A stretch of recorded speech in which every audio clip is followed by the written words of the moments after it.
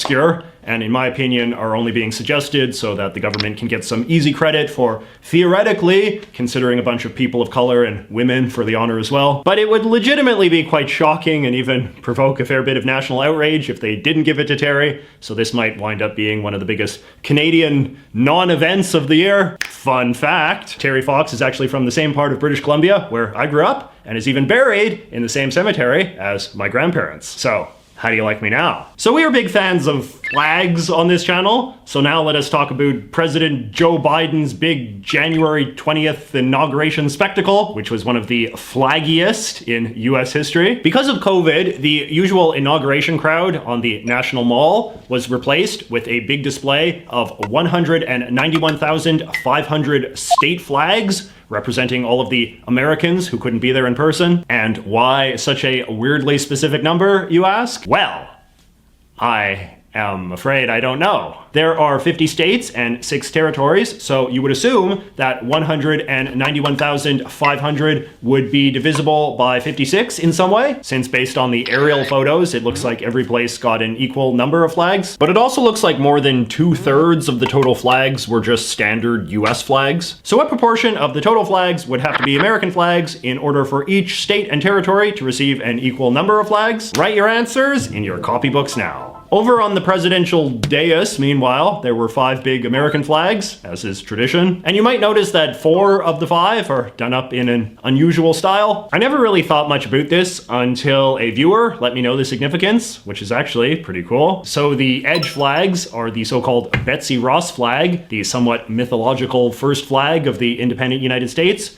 with 13 stars in a circle, representing the first 13 states. The middle flag, meanwhile, is of course just the current US flag with the 50 stars. But what about these ones here? Well, these are actually special custom presidential flags designed to honor the specific person who is becoming president. It is supposed to be a replica of whatever flag was being used when the new president's home state first joined the US. So when George W. Bush was sworn in 2001, the flags had 28 stars because he was from Texas, and Texas was the 28th state to join the Union. And then when Barack Obama became president, the flags had 21 stars because he was from Illinois, and Illinois was the 21st state. Well, I mean, Obama was actually born in Hawaii and just moved to Illinois later. But I guess they went with Illinois because Hawaii was the 50th state to join, and it would have been boring if they had 3 50-star flags. Trump and Biden, meanwhile, caused similar issues because they were both from one of the original 13 states. So it seems like they should have just had 4 Betsy Ross flags. But instead, they decided to mix it up by using 2 alternative 13-star flags with the stars in a field instead of a circle. The other bit of flag news following the inauguration was the question of whether or not President Biden would resume the practice of flying the so-called POW flag from the White House roof, something the Trump administration had quietly stopped doing. I talked a bit about the POW flag in an award-winning video I made a while ago about obscure American flags. And since I made that video, I have been a little bit taken aback to learn just how ubiquitous that flag is in many parts of America. Indeed, in many parts of America, you could very easily argue that it basically functions as the country's second official flag, given it is required by law to be flown everywhere the US flag is. The politics of this are somewhat complicated, and I won't get into it here, but there are definitely people who think that since this flag debuted in the 1980s, reverence for it has gone too far and should be ratcheted back a bit, given, you know, that it is not the American flag. This was presumably the Trump administration's logic for removing it from the White House last June, though this act didn't go unnoticed, and now there is this bipartisan coalition of senators spanning everyone from Tom Cotton to Elizabeth Warren who are demanding the new president put it back ASAP. If you're an American, let me know where you fall on this particular debate. All right, now let us move from a celebration of democracy to a celebration of tyranny, which I will kick off by asking this question. What is Kim Jong-un?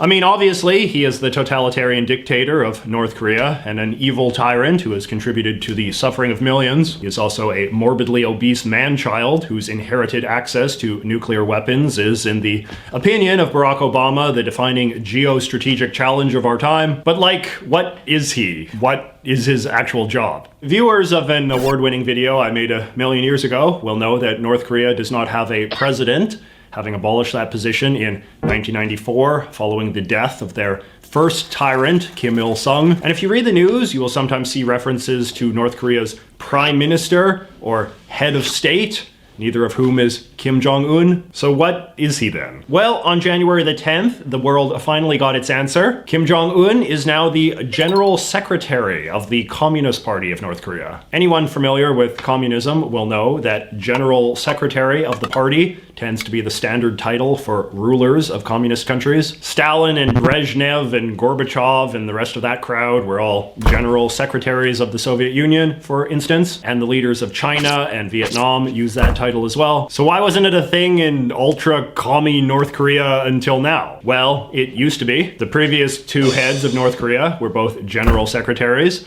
But when Kim Jong-un came to power in 2011, he got a different title. If you look at one of those giant novelty letters he sent to President Trump, you can see he signs them as Chairman of the State Affairs Commission. But now, 9 years into his rule, Kim has finally upgraded his title to match his dad and grandfather. And the thinking among North Korea watchers is that this is just some sort of bizarre rite of passage for dictators in their culture, a sort of North Korean quinceanera, if you will. Kim's title upgrade was also accompanied by the hanging of this new portrait in the North Korean parliament, which seems to imply he may soon be changing his official leader's outfit as well. All right, on a lighter note, now let us get away from the world of politics and talk about something that is strictly cultural, which is to say this photograph out of Great Britain, which already seems on track to become one of the most iconic British photos of this decade. Now, I had honestly never seen this photo before, but apparently it has spent much of the last year being a subject of enormous joking and mockery and parody from the Brits because of how well it functions as an artifact of contemporary British culture. So the British kind of have a long-running obsession with identifying, naming, and stereotyping members of their various social classes, particularly gross or weird lower-class people. It's almost Dickensian, really. And accordingly, the reason this photo seems to have taken off the way it did was because it is just seen as such a perfect depiction of a sort of person who the British call lads. In fact, the standard name of this photo is just 4 lads in jeans, as if that explains everything. From what I understand, in modern British culture, a lad is a sort of trashy lower class person who thinks they're much cooler than they are. A guy who spends a lot of time at the club and drinking and hitting on women and stuff. And they tend to look like this, with the haircuts and the tattoos and the